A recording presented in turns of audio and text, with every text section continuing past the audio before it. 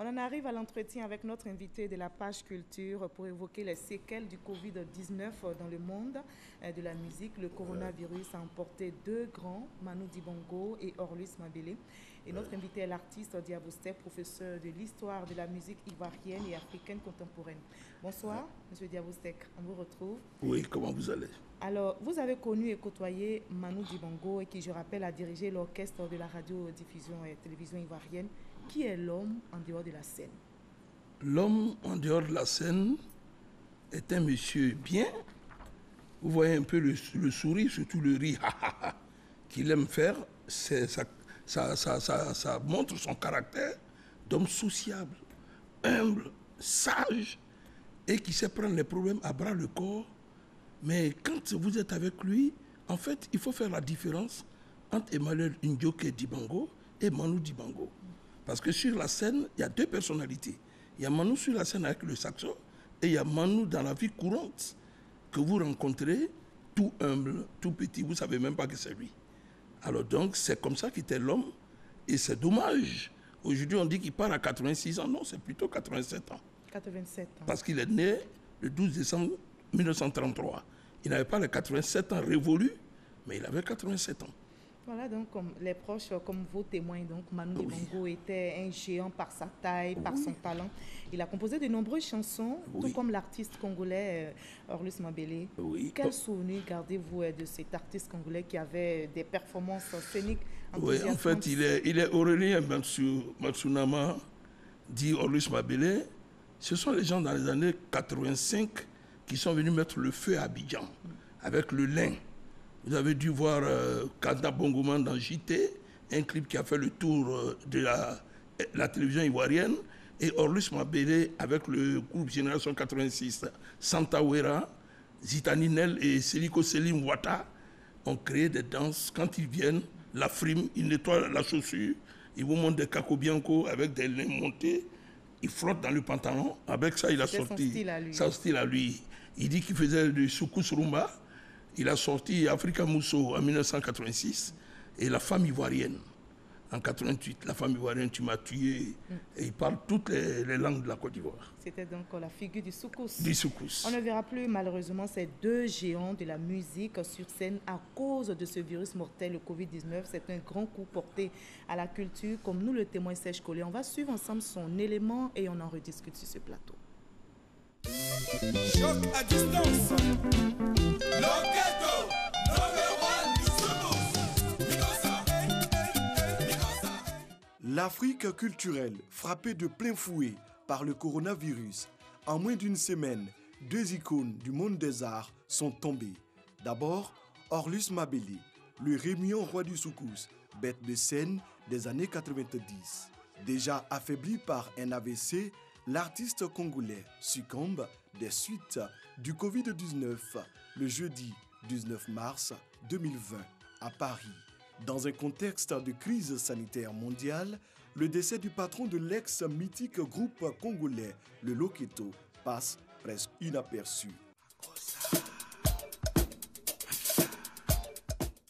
Orlus Mabele était un grand, mais Emmanuel Ndioké Dibango, alias Manu Dibango, lui était un monument, un baobab. Victime du Covid-19 le 24 mars 2020 à Melun, en France. Plus de 60 ans de carrière, l'homme au crâne rasé et au rire contagieux aura été un musicien de génie. Souvenez-vous de Soul Makossa, ce tube interplanétaire plagié par la mégastar américaine Michael Jackson.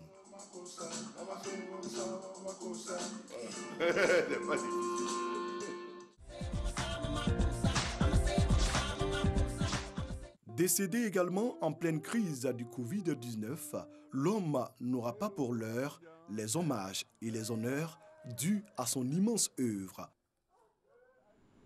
Manu Dibango, inhumé dans la plus grande discrétion à cause du Covid-19, c'est inimaginable. C'est difficile parce que mourir et puis être enterré dans vraiment l'anonymat comme ça, c'est super triste. Bon, ce sont les effets aussi, ce sont les effets de la vie. À Orlus Mabele. Oui, la même chose, quels que soient les déboires de la vie. quelles que soient les anomalies, il faut rester fidèle au destin. Et c'est le destin qui a voulu que ça soit comme ça. Mais Dibango, il faut dire qu'il a connu en 1958 un grand musicien aussi, ivoirien du nom de Iné Robert Clark Nemlin, dit Fast Clark, qui avait une trompette, il jouait du cornet à piston. Et c'est avec ça que Manu, il rappelait Satchmo, Louis Armstrong. Et donc Manu et son sax, ils jouaient au club à Toumium. Et après, ils sont allés au Spooknik. À Bruxelles, ils ont fait. Et Manu rentre à Léopoldville. Parce que Congo s'appelait avant Congo belge, ensuite Est-Belge, ensuite Léopoldville. Et il va rencontrer Joseph Kabasele Chamala, le patron, le père Grand Khaledi Jeff de la rumba. Ils vont faire Indépendance Chacha, table ronde, parce que le saxophoniste de Banchan était malade. Et Manu rentre dans la légende. Voilà. En 1972, lors de la 8e édition de la CAN au Cameroun, le Cameroun est qualifié d'office puisqu'il est le pays organisateur.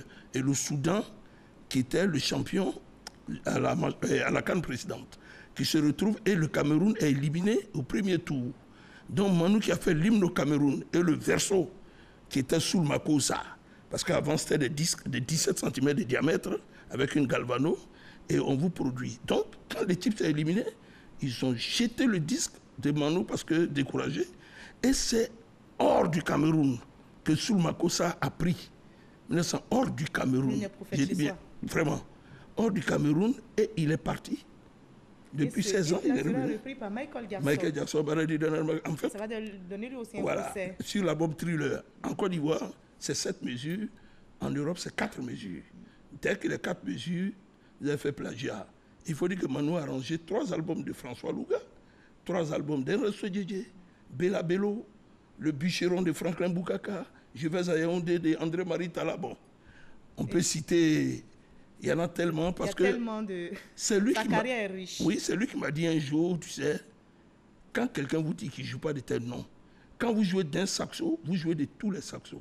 Le soprano, le ténor, le baryton, l'alto, vous jouez de tous les saxos. Et Orlus Mabele aussi, c'était aussi... Oui, Orlus Mabele, non, et c'est la frime. Ils sont venus grands chanteurs devant l'Éternel, mais surtout la sape. Il y a longtemps avant le Joe Bala que les gens s'habillaient ici. Et c'est eux qui ont fait vraiment dans les années 85, qui ont soulevé la sape jusqu'aux années 90.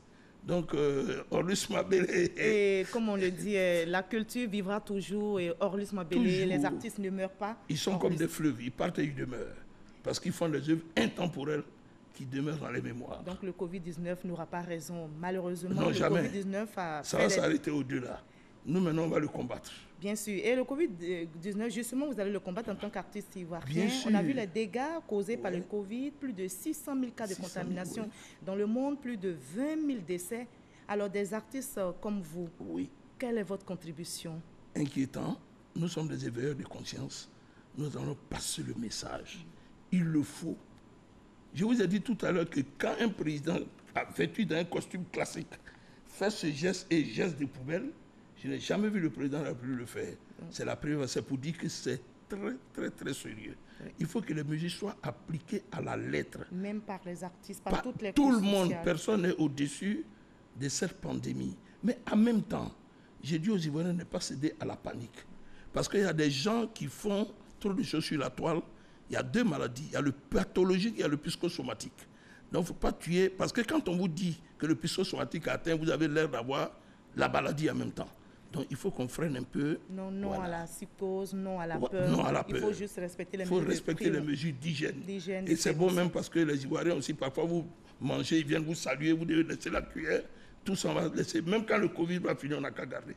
Merci beaucoup. Merci Diabostek d'avoir été avec nous sur ce plateau. Vive donc la culture. Barrons tous la route au coronavirus en suivant scrupuleusement les mesures de prévention. Vous avez été entendus sur ce plateau également par les téléspectateurs.